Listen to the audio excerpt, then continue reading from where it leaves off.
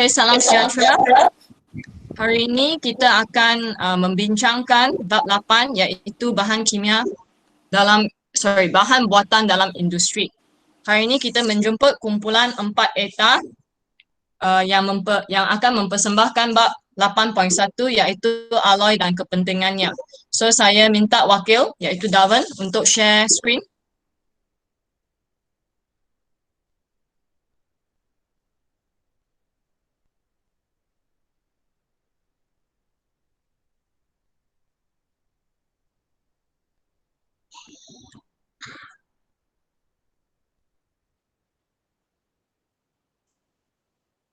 Start. Boleh start? Boleh start. Oh, boleh start. Okay. Start. Assalamualaikum warahmatullahi wabarakatuh. Dan selamat tengah hari kepada yang bukan Muslim.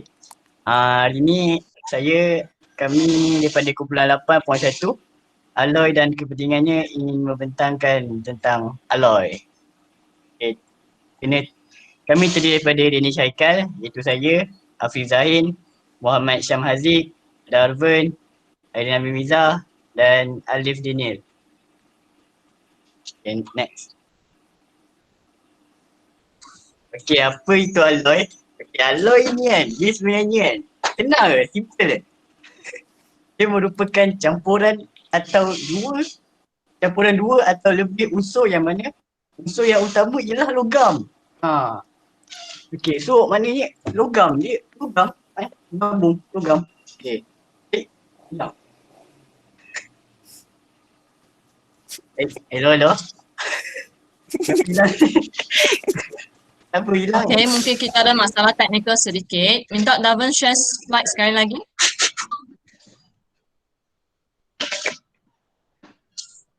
Kenapa tiba-tiba hilang ni? Darwin tengah share slide. Minta Darwin share slide sekali lagi, Darwin.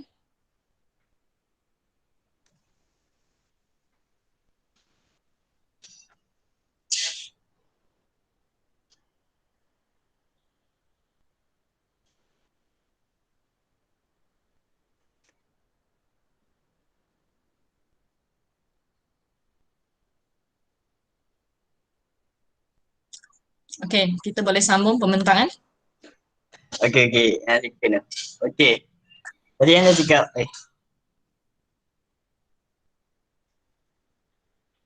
tadi kan dah alloy kan. Okay, contoh alloy ni ialah 88% kuprum berjumpa dengan 12% timah. Apabila bergabung, mereka pula akan menjadi unsur-unsur tersebut akan menjadi foam gangsa. So apabila 88% kuprum dengan 12% timah dan dia bergabung kan, unsur-unsur tu bergabung, so dia akan menjadi gangsa. Itulah contoh alloy. Nak contoh lagi tak?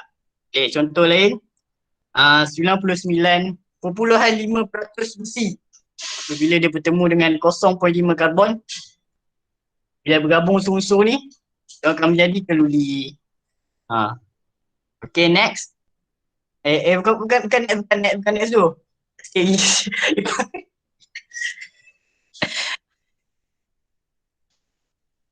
Dah ni tu.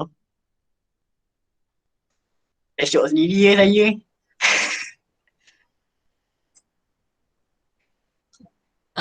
Minta Darwin untuk share slide sekali lagi.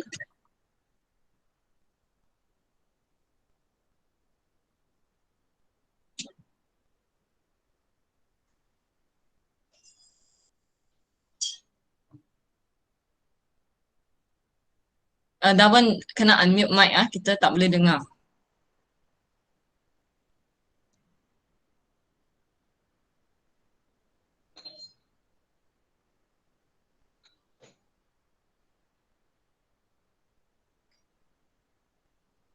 Kinta.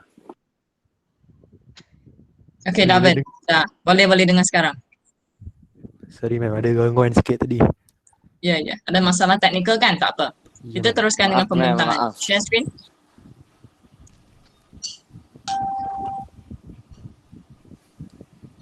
Double yang slide second tu. Kan ni ada. Okey. Macam mana alloy ini boleh terbentuk disebabkan oleh proses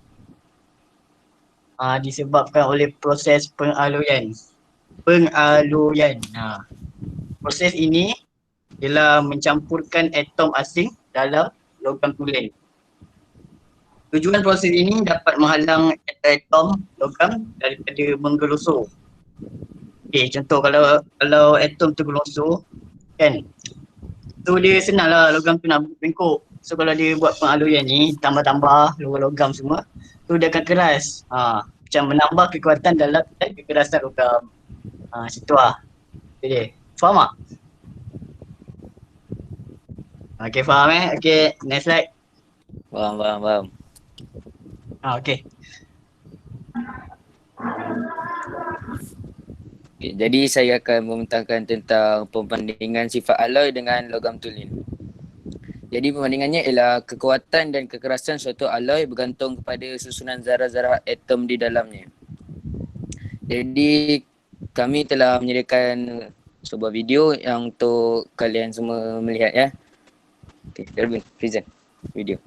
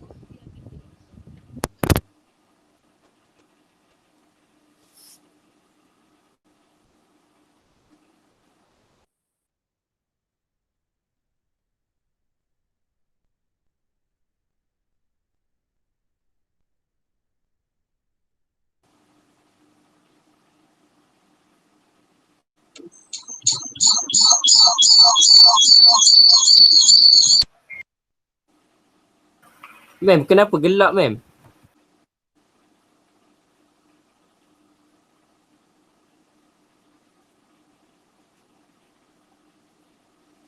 Okay, so saya teruskan Semakin kecil diameter lekuk, semakin kuat dan keras bahan itu. Jadi proses pengaluyan boleh membantu mencegah kekisan logam dan mengubah sifat logam tulen supaya menjadi lebih keras dan kukuh. Jadi perubahan ini berlaku dengan apabila alloy berkilat, permukaan logam tulen semakin pudar. Apabila alloy tahan kakisan, sifat tahan kakisannya sama dan mudah kikis bagi logam tulen. Apabila alloy sifat keras, sifat kekerasan untuk logam tulen dia kurang keras. Next slide.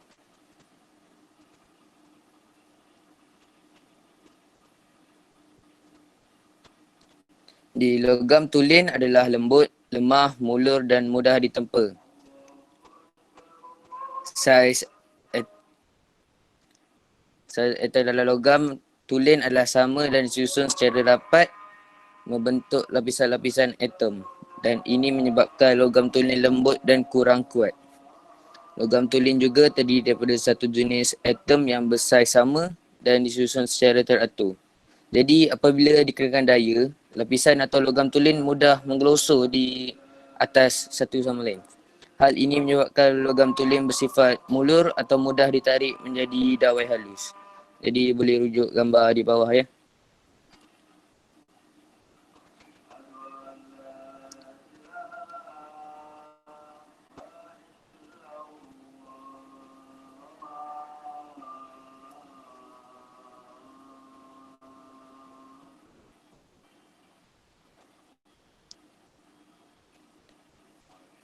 Logam tulen juga bersifat boleh ditempa atau mudah dibentuk.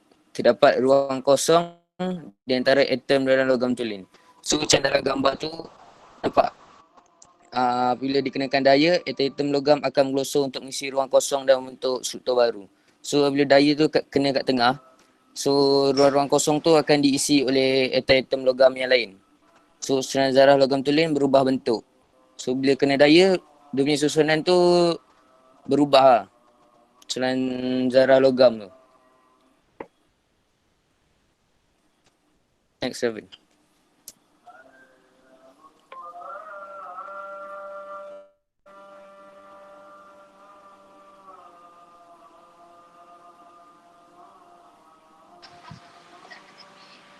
Okey, seterusnya alloy terbentuk apabila atom-atom asing dicampurkan bersama-sama logam tulen. Atom asing mempunyai saiz yang berlainan daripada atom logam tulen. Kita boleh tengok di situ, atom logam asing lebih besar daripada atom logam tulen. Dekat gambar raja tu. Seterusnya, hal ini akan mengganggu susunan sekata lapisan-lapisan atom. Hal ini mengakibatkan lapisan atom di dalam alloy sukar menggelosor di atas satu sama lain apabila dikenakan daya. Boleh tengok di gambar rajat ya.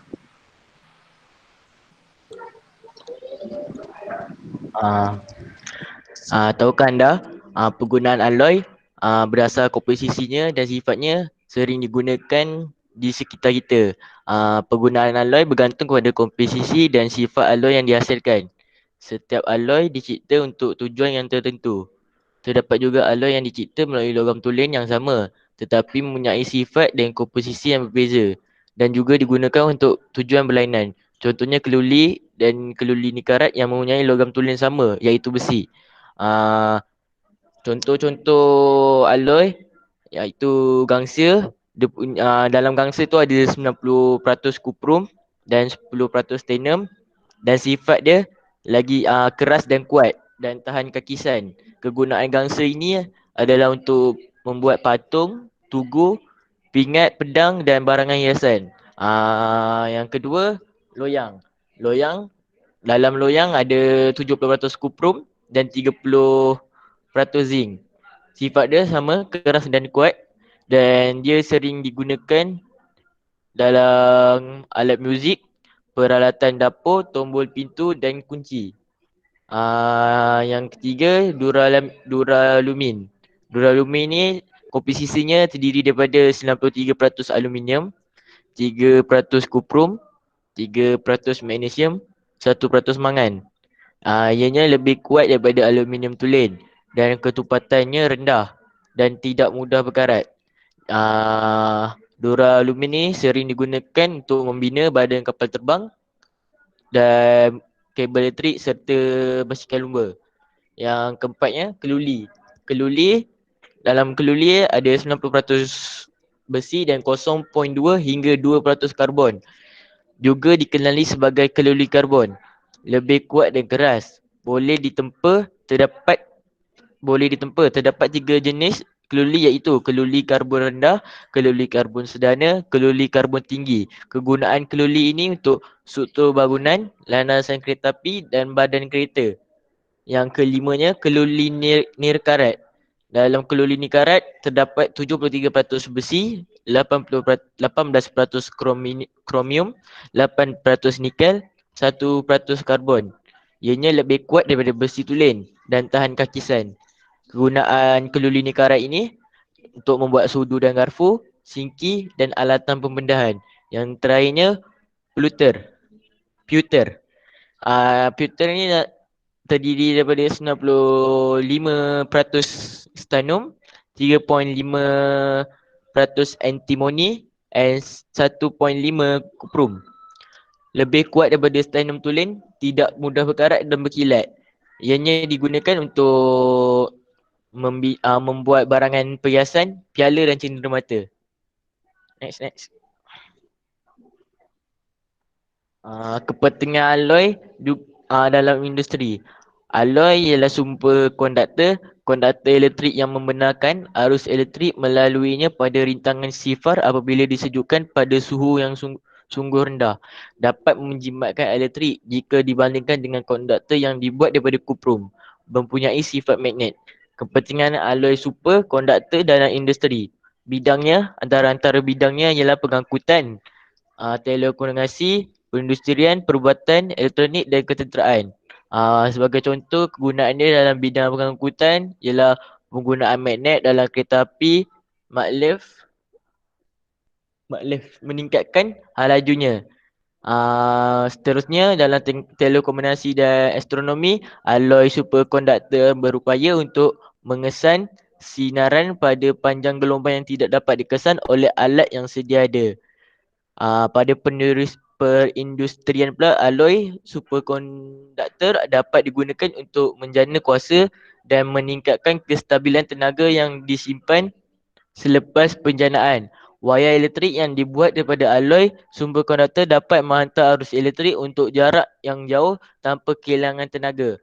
Pada bidang perubatan, alloy digunakan, elektromagnet superkonduktor dimasukkan ke dalam badan pesakit untuk memeriksa organ yang tertentu secara visual pada skrin komputer. Elektronik pula, suis yang mengawal liter elektrik dalam komputer dapat beroperasi pada kadar yang sangat cepat dan tidak menghasilkan haba. Pada bidang ketenteraan, alloy superkonduktor digunakan untuk mengesan periuk api di laut.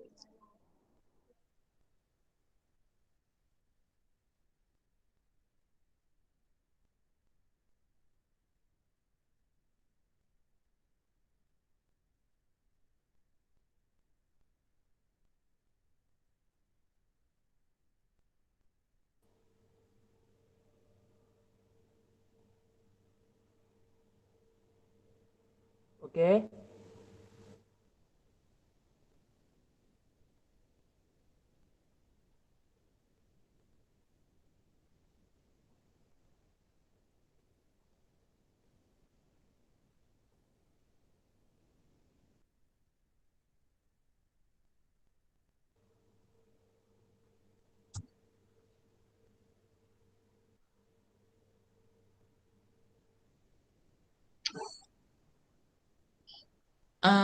Sampai giliran siapa untuk present sekarang? Hafiz. Hafiz, ma'am. Dia Hafiz boleh dia lagi-lagi, kuatkan ma'am. suara? Lagging. Okey, ada masalah teknikal sekejap lah kita. Okey, boleh dengar dah. Benar tak nampak slide, ma'am. Boleh dengar. Boleh. Teruskan. Boleh. Okey, kesimpulannya, sepanjang melakukan ini, kami sekumpulan dapat menimba ilmu yang baharu, terutamanya tentang alloy dan kepentingannya. Walaupun pada mulanya tugasan ini kelihatan agak sukar dan agak mencabar, kerana ia berkaitan tentang bab yang belum dipelajari lagi. Sikap tidak mudah putus asa dan saling membantu sesama ahli kumpulan membolehkan kami mengatasi masalah tersebut dan meneruskan tugasan ini. Melalui tugasan ini juga, kami dapat mengamalkan sikap bekerja sama apabila kami berganding bahu sesama ahli kumpulan untuk mencari maklumat dan menyediakan slide bagi menyempurnakan tugasan ini. Tambahan pula, melalui tugasan ini, kita dapat memahami tentang sifat alloy dan kepentingannya alloy terhadap industri. Maklumat-maklumat ini dapat berharga kerana bukan sahaja digunakan untuk menjawab soalan peperiksaan, malah boleh digunakan dalam kehidupan seharian juga.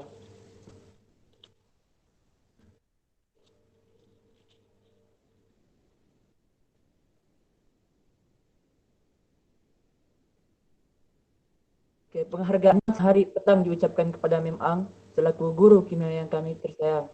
Terutama sekali kami ingin bersyukur kepada Tuhan kerana tanpa izin kurnia-Nya tidak mungkin kami dapat menyelesaikan tugasan yang diberikan ini. Kami sekumpulan mengambil kesempatan ini untuk menghadiahkan ribuan terima kasih kepada Mem Ang kerana banyak memberi tunjuk ajar, bimbingan dan nasihat kepada kami sepanjang menyiapkan tugasan ini. Tanpa bantuannya, sudah pasti tugasan ini tidak dapat disiapkan dengan sempurna. Ribuan terima kasih juga ditujukan kepada ibu bapa kami yang yang banyak membantu dengan menyediakan alat dan gadget yang sesuai dan efisien dalam usaha kami menyempurnakan tugasan ini. Selain itu, ucapan yang ditujukan kepada semua pihak yang membantu kami secara langsung atau tidak langsung semasa membuat tugasan ini. Sekian, terima kasih.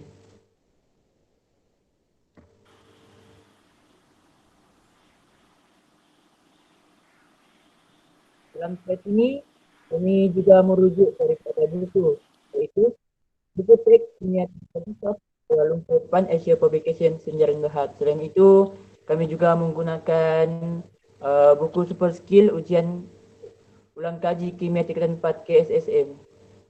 Dan juga merujuk internet daripada YouTube, daripada onelearningsolution.blogspot.com tentang sifat alloy dan kegunaannya dalam industri. Thank you.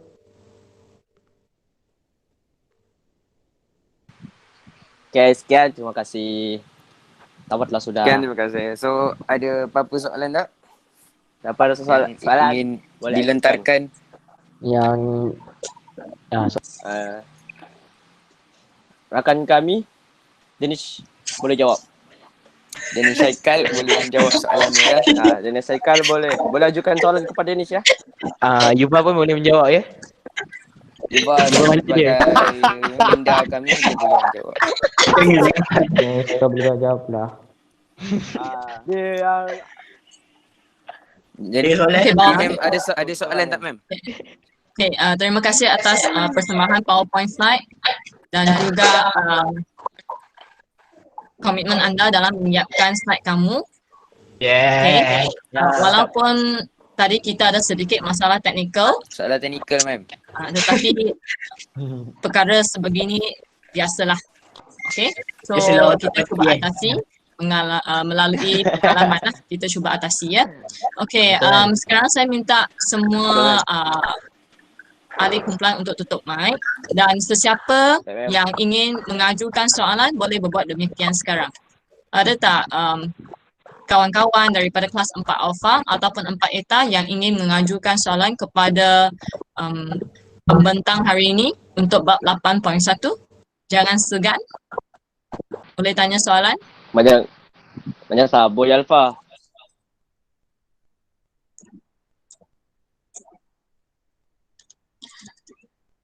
Ada soalan? Dah okey dah, mem. Diorang tak ada soalan tu, mem. Diorang faham dia, ma'am. Tak ada accent. Diorang betul faham mem. Bagus. Saya minta ahli kumpulan 8.1 bab bertenang. Saya tahu kamu sangat ingin menjawab soalan bab bertenang dulu. Okey, kita tunggu soalan daripada kawan-kawan, ada tak? Tak ada, ma'am. Sabar. Apa pula? Sabar. Kita kira Ada? 10, ma'am. Sepuluh dah siap. 10 dah hilang semua. Okey, sekiranya tiada soalan Semua daripada keluar, kawan-kawan. Okey, dah mula ada soalan. Jangan sabar. Apa soalannya? Okay, saya lihat kat chat room Kenapa anda okey. lebih bagus daripada logam biasa? Okay, tempoh sila. Aidin Nabi Mizrah.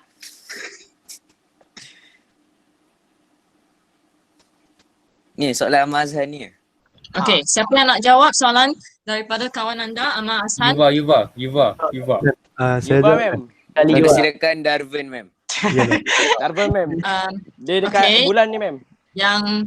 Yang ahli kumpulan lain boleh bawa bertenang. Tutup mic. Okey, tutup mic. Yang nak menjawab soalan sila buka mic ya. mem.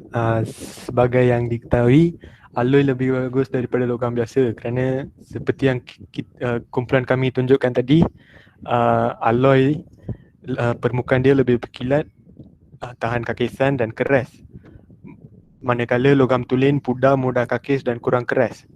So, kalau sebagai contoh, kalau daya dikenakan terhadap alloy, terhadap logam tulen, logam tulen akan bersifat muluh dan akan menggelongso di atas satu sama lain. Manakala kalau alloy pula, dia tidak akan menggelongso. Dia Itu. solid, mem. Ya, solid. Dia tahan Semua lasak, solid. mem. Jadi Ahmad Azhar sudah menjawab soalannya ya. Baik ah, baik. Terima kasih ya. Okey, terima kasih. Baik. Soalan. Okey lah. Terima kasih. Okey. Terima kasih banyak. Sabar. Okey, mem. Terima kasih. Cukup, mem. Tadi Sabar. jawapan Darwin ada menyentuh tentang dia tidak akan menggelongsor. Siapa dia yang tak menggelongsor antara satu sama lain? Alloy. Atom, mem. Atom. Alloy. Atom alloy, mem. Atom alloy, mem. Atom Alloy, So- sorry, alloy. alloy. Atom Ya. alloy ya, bukan dia. Because dia Sorry, mem. dalam jawapan kurang tepat Tak ya. merujuk. Okey. Betul, Mem. mem. Okay, Okey, thank you. kita serahkan kepada mem. Alright. Apa pendapat mem terhadap slide ni, mem? Okay. Okay, persembahan yang menarik, cukup menarik. Okay, nampaknya ada persembahan, ada komitmen dalam baik, ma'am. penghasilan slide tersebut. Namun, boleh tak tunjukkan saya slide pertama? Slide pertama. Ya, dapat. Yang ada senarai nama adik Mem, kumpulan. itu ada masalah teknikal, mem. Situ ada masalah teknikal sedikit, mem. Dapat present. Saya tahu apa Dan- masalah dia. Masalah teknikal, mem. Okey, dan yang present pun sepatutnya saya rasa saya minta 7 orang setiap kumpulan kan. Dalam kumpulan anda nampaknya macam ada 6 orang saja yang present. Ni. Siapa seorang yang tercuci tu? Agak tangan sikit. Sekejap, mem. Saya Yuva, mem. saya Hilang, mem. Mak tuang. Uh, Saya mem. Yuva, Saya- mem. saya- Entah dekat mana, mem. mem. Okey, yang lain sila tutup mic. Saya ingin bercakap dengan Yuva sekejap.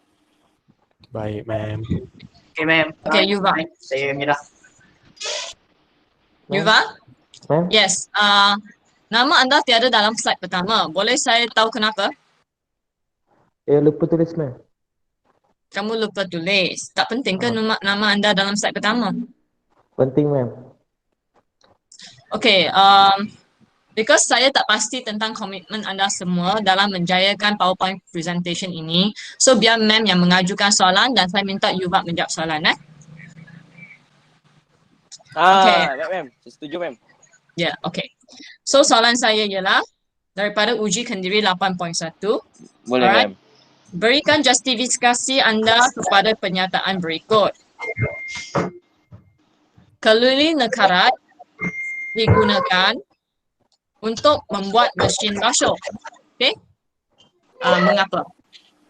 So, mentakkan soalan dia. Mesin basuh. Mengapa keluli nekarat digunakan untuk Kau boleh tutup mic, mem. Oh ya.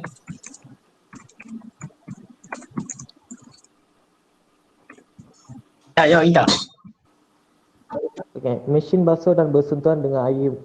So air dan oksigen menyebabkan logam berkarat. Keluli nitrat tahan terhadap kekisan mem. Okay, bagus. Yuva memang ada buat persediaan lah. Okay. Betul, Itu saja mem. yang Ada, ma'am ma'am. nak- Kita nak orang dah lihat bincang. sebenarnya. Okay, bagus. Mantap. Sangat Baik, Perform. mem. Saya call, mem. Kami dah Alright. kami dah train. Thank you. Saya very call much, mak dia, mem. ma'am. Suruh dia join, mem. Thank you, ma'am. Okay. Okay. So, saya Relax. minta Thank you, ma'am. semua ahli kumpulan 8.1 sila masukkan PowerPoint presentation ini DGC. dalam classwork anda. DGC. Boleh, ma'am. Sila hantar ya. Okay. Sekarang saya ingin menjemput pula. Baik, mem. Okay, thank you.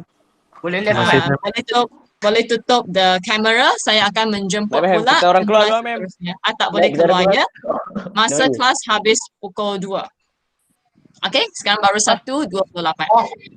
Okay, sekarang kita menjemput Okay, ma'am. kumpulan seterusnya, Dah kumpulan azan, mem. Nak daripada solat, mem. anda direkod ya. Okay, sekarang saya menjemput kumpulan 8.3 iaitu komposisi seramik dan kegunaannya daripada kelas 4 alpha. Diminta wakil-wakilnya untuk membuka kamera.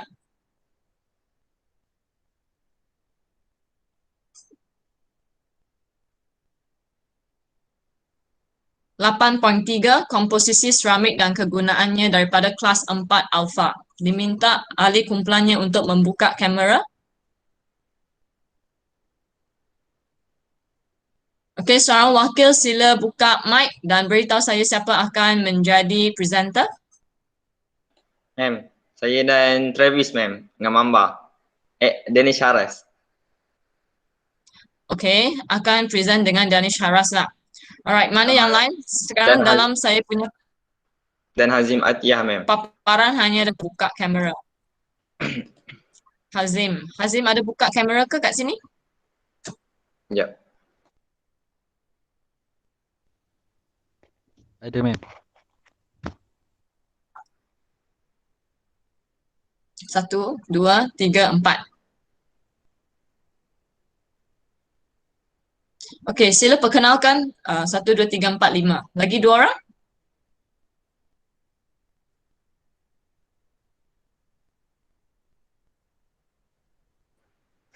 Lima. Kami 6 orang je. Lagi ma'am. seorang. 6 orang. So lagi seorang siapa? Ada ni Muhammad Syahmi. Dia internet problem. Muhammad Syami, internet problem. Okay, so siapa yang akan cover untuk Syami? Saya ma'am. Okay. Kita mulakan dulu. Kalau nanti Muhammad Syami boleh join, then dia akan sambung presentation lah. Okay. Baik ma'am. Boleh buka dulu you boleh share screen sekarang.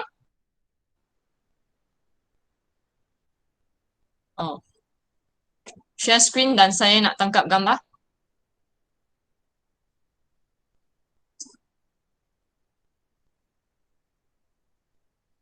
Minta semua ahli kumpulan 8.3 4 alfa untuk buka kamera ya, supaya boleh tangkap gambar. Buka kamera, buka.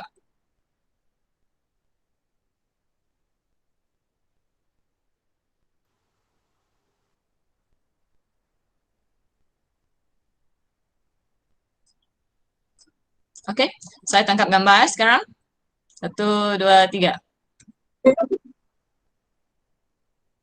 Okey.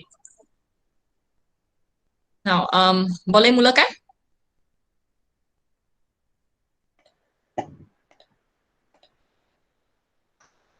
Bismillahirrahmanirrahim. Kami dari kumpulan 8.3, komposisi seramik dan kegunaannya.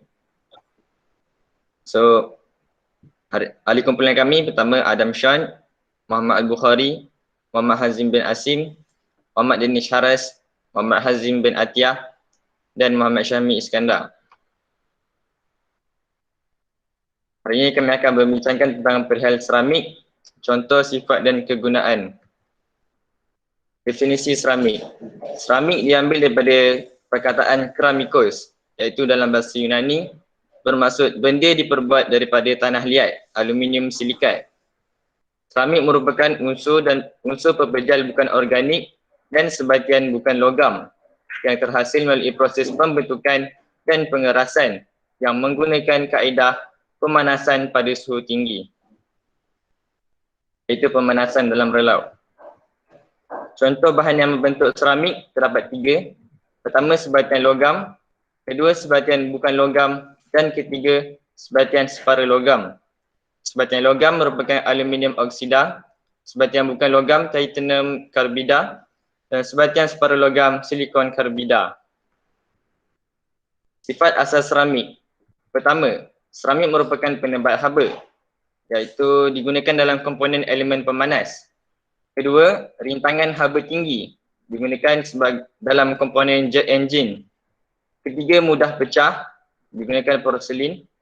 Keempat, keras dan kuat, digunakan sebagai cekera pemotong.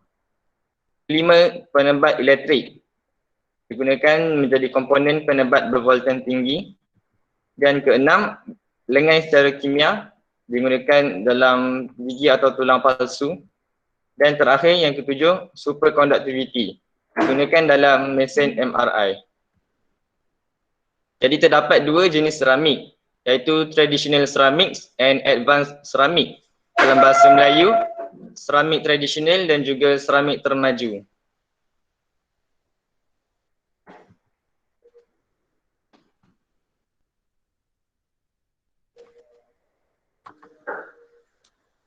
Saya minta Travis untuk sambung. Baik, seterusnya saya akan proceed dengan seramik tradisional. So basically seramik tradisional ni dia diperbuat daripada tanah liat, iaitu kaolin. Dan juga dia dicampur dengan air. Sebab apa kita tambah air? Untuk supaya campuran tersebut lembut serta mudah dibentuk lah. Dan sekarang kita akan proceed dengan video. Macam kalau check dekat buku teks kimia muka surat 265 ada soalan ditanya bagaimana untuk mewarnai seramik kepada warna tertentu. Sebagai contoh dalam soalan tu dia bertanyakan tentang warna hijau. So kita boleh tengok dekat video seterusnya. Okey, Al-Bukhari akan menayangkan video tersebut.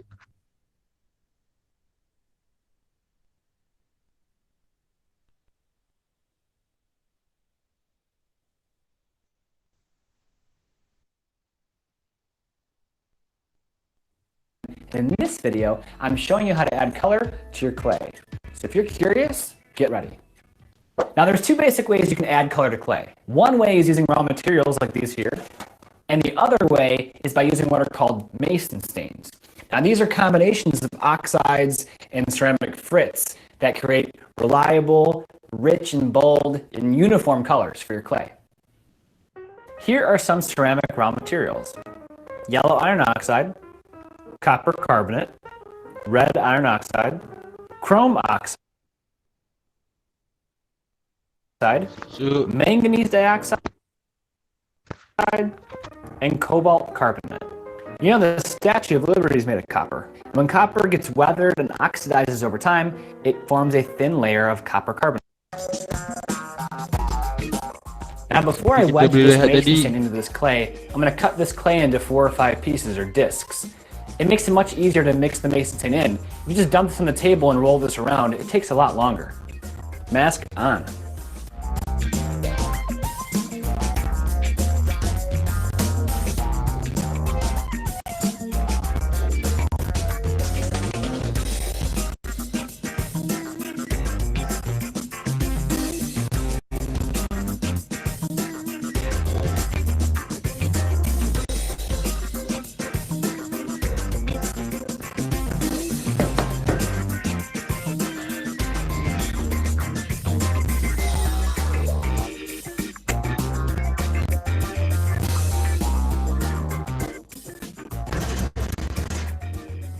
And this is more of a gray than a black, but it's only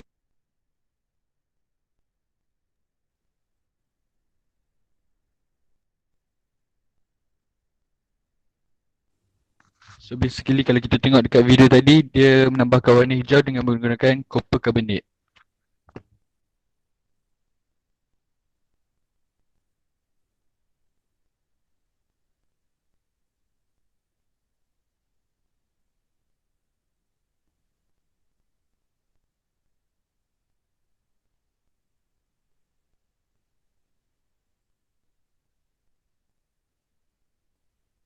So seterusnya kita akan proceed dengan soalan seterusnya.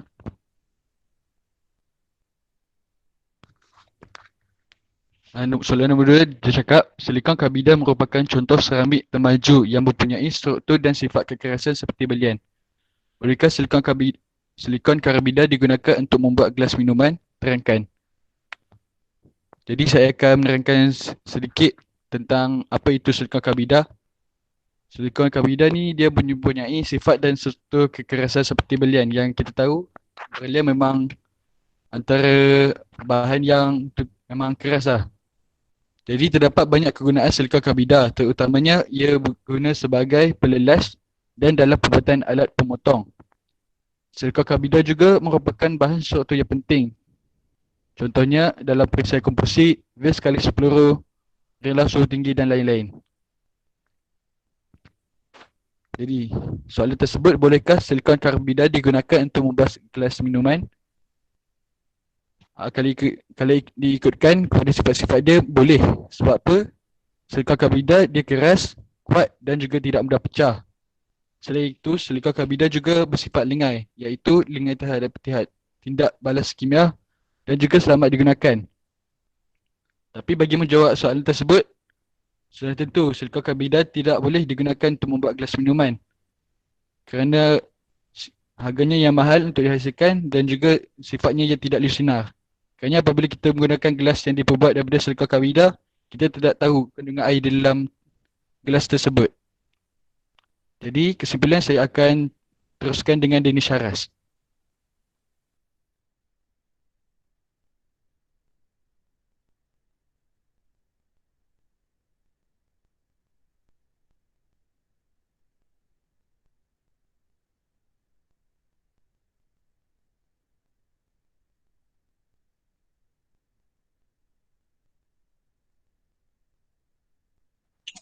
Dijemput Danish Har untuk memberi penerangan.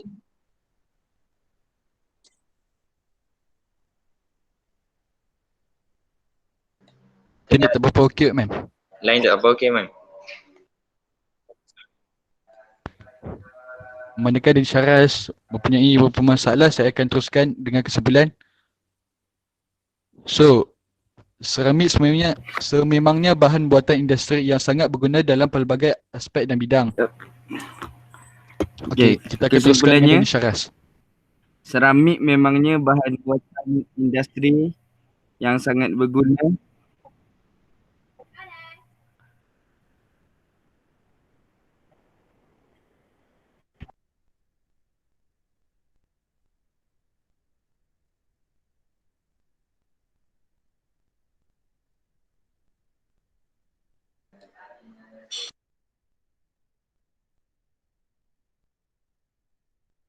Zimatia sambung. Seramik sememangnya bahan buatan industri yang sangat berguna dalam pelbagai aspek dan bidang. Selain daripada digunakan dalam kejuruteraan, elektrik, binaan, automotif dan angkasa lepas, seramik juga berfungsi luas dalam bidang seni dan perhiasan. Seramik telah digunakan secara meluas sejak zaman dahulu lagi. Seramik yang bersifat hiasan dan kegunaan dapur telah wujud dalam zaman prasejarah lagi. Bahan buatan seramik perlu diperkembangkan lagi aplikasinya kerana ia memiliki potensi yang besar.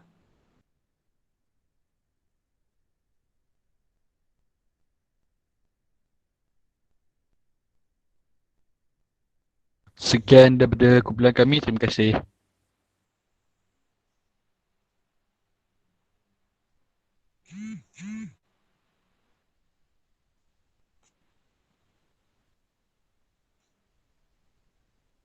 Okey, terima kasih kepada kumpulan 8.3 kelas Alpha. So tadi yang tak dapat bersama dengan kita siapa? Yang tak dapat hadir hari ini? Syami. Muhammad Syami kan? Syami ya. Dia ada masalah internet, ma'am.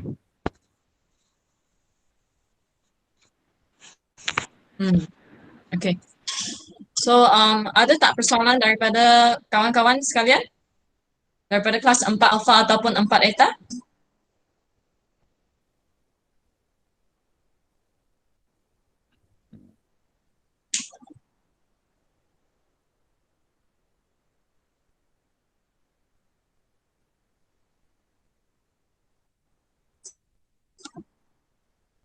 Okay, belum ada. Hari ini cukup menarik kerana anda telah bersedia menggunakan YouTube untuk menjawab soalan daripada uji kendiri sebelum member bertanya kepada anda soalan tersebut.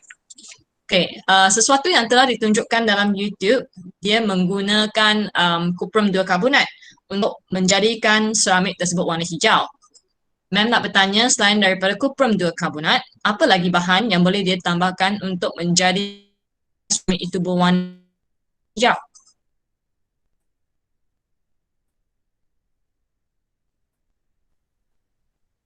Okay, daripada kumpulan 8.34 Alpha untuk menjawab soalan.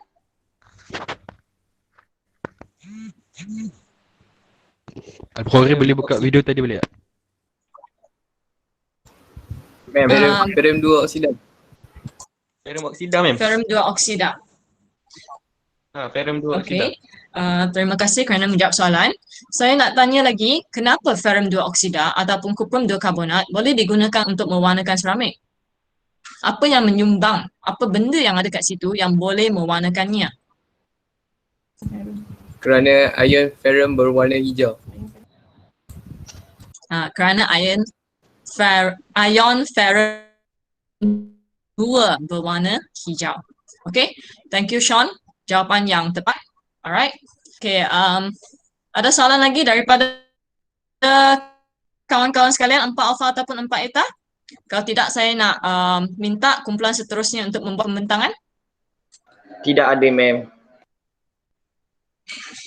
Adakah? Tidak ada. Ada, ma'am. Okay, kalau macam tu, thank you. Sebenarnya ma'am nak tanya the soalan, you sudah jawab. Ada Ada siapa? Siapa nak tanya soalan? Tak ada, ma'am. Tak ada, ma'am. Tak ada mem, tak ada. Okay, tak ada. Okay, tak ada. Saya minta thank you kepada 4 alpha 8 kumpulan 8.3. Saya minta pula kumpulan seterusnya, kumpulan 8.3 daripada kumpulan 4 eta untuk membuat persembahan PowerPoint dia.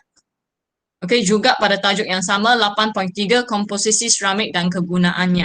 Diminta semua ahli kumpulan untuk buka kamera dan bersedia untuk share screen.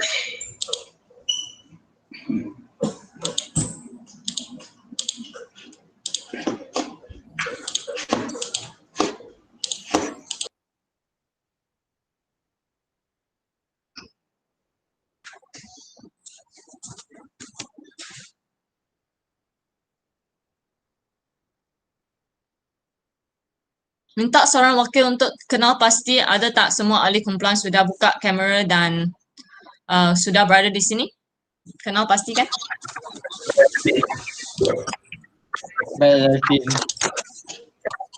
Siapa?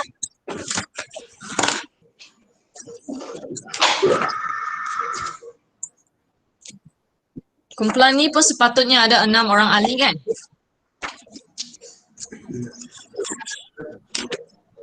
Yes. Betul, ma'am. So, ahli kumpulannya adakah seorang tidak hadir?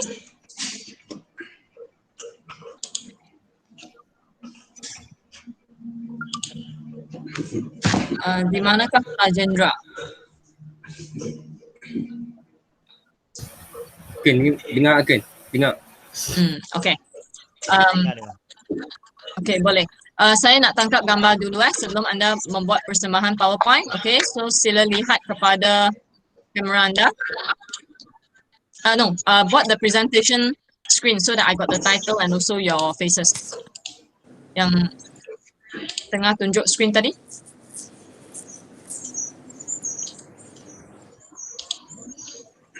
Okay, so 1, 2, 3. Okay. Dah, alright.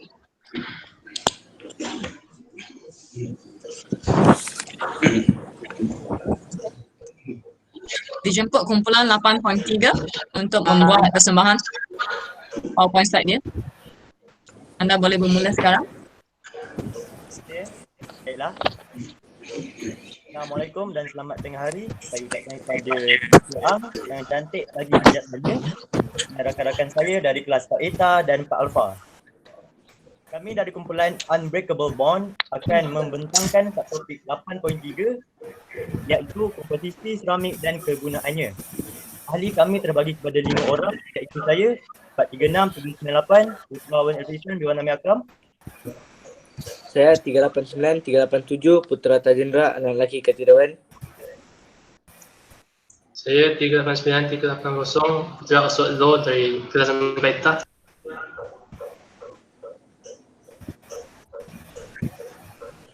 Saya 389, 388, Putra Haris Zakaria bin Muzani dari kelas 4 eta.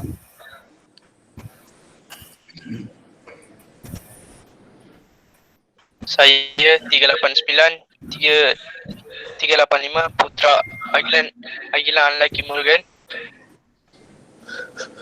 Dan saya 389-380 Putra Fundraiser dari kelas ETA.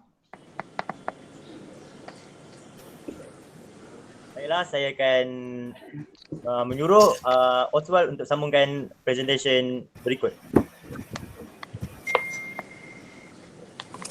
Objektif projek kami ialah untuk mengkaji komposisi serta sifat seramik, memahami kelebihan dan kegunaan setiap jenis seramik dan juga menghargai kepentingan seramik dalam kehidupan harian.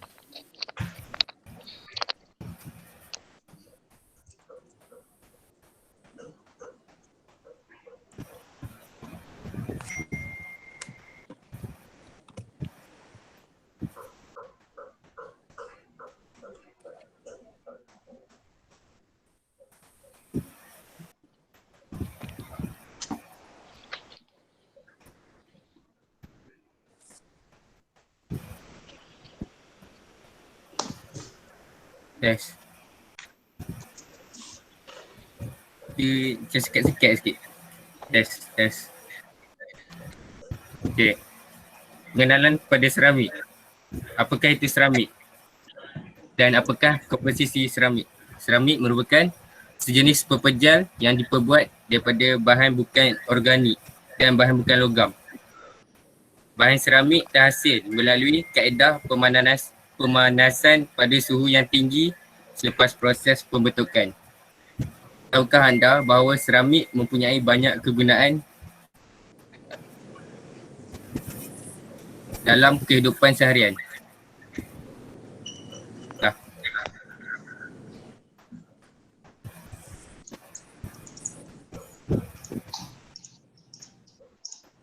Terdapat beberapa sifat asas seramik.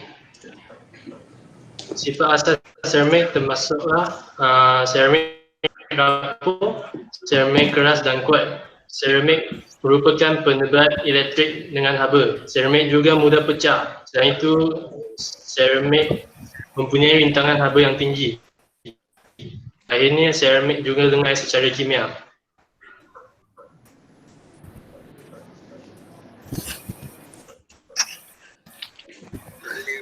And now, ceramics can be classified based on its composition and method of manufacturing. There are two types of ceramic. First is the traditional ceramic and advanced ceramics. At traditional ceramics, made from the natural minerals such as lead, silicon, kaolin, and others. Moreover, at advanced ceramics, they is made by non-organic material, that means mixing other manufacturing substance such as silicon nitrate, silicon carbide, and aluminum oxide. The use of the type of traditional ceramics is it can generally used to make brick, pottery, and dishes. For advanced ceramics, it can be made by used in modern industries such as medicine, transportation, and energy production. So now I will pass to Tash. The advantage and disadvantages of ceramics. The advantages of ceramics is it is resistant to compression, hard and strong, corrosion resistant, only melt at high temperatures, and also a great insulator of heat and electricity.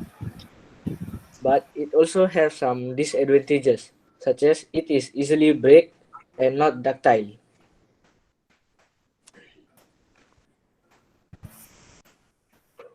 Okey, seramik digunakan dalam pelbagai bidang. Contohnya dalam perubatan, seramik zirconia digunakan dalam implan gigi, seramik alumina digunakan dalam pembuatan tulang lutut, dan juga seramik digunakan di dalam mesin MRI. Selain itu, dalam pengangkutan komponen enjin kapal terbang jet, Selain itu, seramik digunakan sebagai bahan penebat elektrik di kawasan yang mempunyai volten yang tinggi. Seterusnya, seramik digunakan dalam bidang kesenian, iaitu membuat tembika dan cincin tungsten karbida.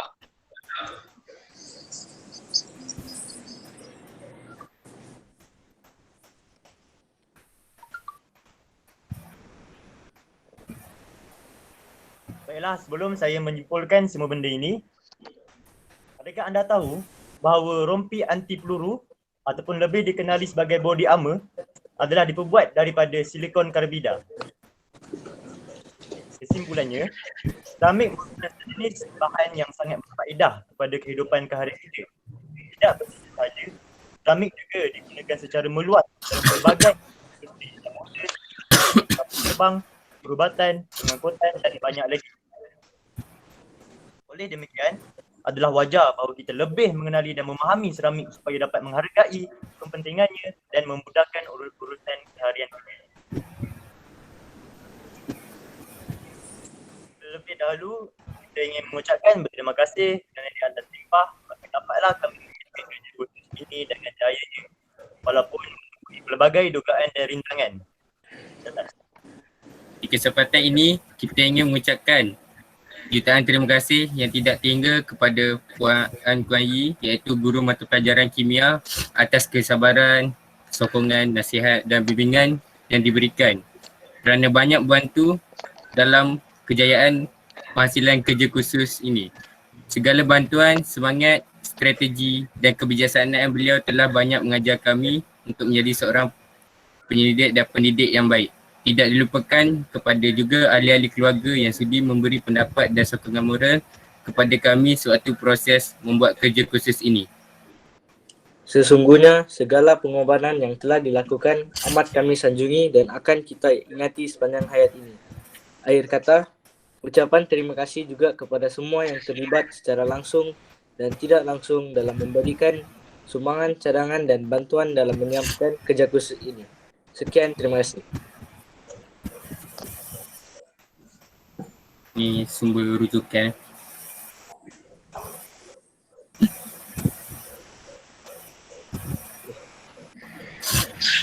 Sekian, terima kasih. Okey, terima kasih kepada persembahan PowerPoint oleh kumpulan 8.34 ETA. Saya nak tanya, ada tak soalan daripada rakan-rakan di kelas 4 Alpha ataupun 4 ETA? Ada soalan tak? Sila ajukan soalan. Tak ada, ma'am. Tak ada, ma'am. Semua faham. Faham. Semua faham. Arif. Okey. Ada soalan daripada rakan-rakan? Kalau tidak, ma'am nak ajukan soalan.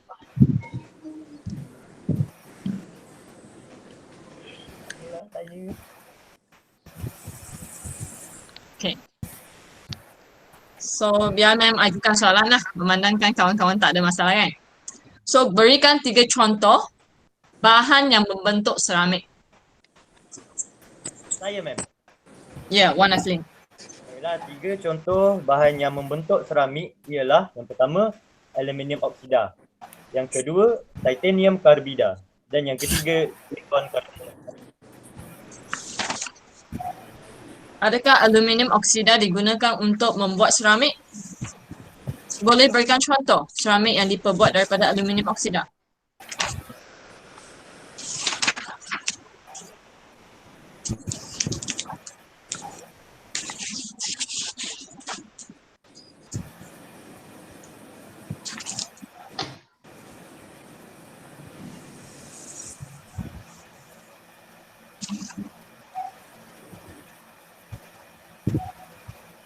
Minta beri contoh? Sekejap, ma'am.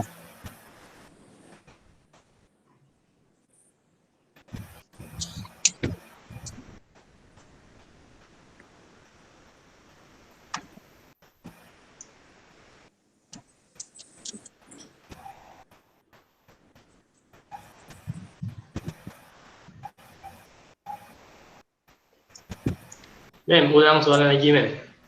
Okay, soalan saya tadi asalnya adalah berikan 3 contoh bahan yang membentuk seramik. Wan Naflin memberitahu saya bahawa bahan yang membentuk seramik ialah aluminium oksida, titanium karbida dan juga silikon karbida, betul? Betul tak Wan Naflin? Okey. Seterusnya Ma'am bertanya soalan, betul ke aluminium oksida digunakan dalam pembentukan seramik? Sekiranya ya, bagi contoh bahan seramik yang diperbuat daripadanya. Kegunaan seramik ada banyak di otomotif kan, seperti Betul. komputer, LED. Contoh dia bushing seramik. Yang menggunakan aluminium oksida. Implan gigi. Implan gigi. Oswald tak dengar. Implan gigi. Implan gigi. Okey, boleh? Alright, itu saja soalan dari saya. Ada soalan lain daripada kawan-kawan lain? Tak ada, ma'am. Tak ada, ma'am. Okey, jika tiada, okey, terima kasih atas pembentangan oleh 3 kumpulan hari ini, 8.14 Eta, 8.3 daripada kelas 4 Alpha dan 4 Eta. So, ma'am akan stop recording untuk presentation hari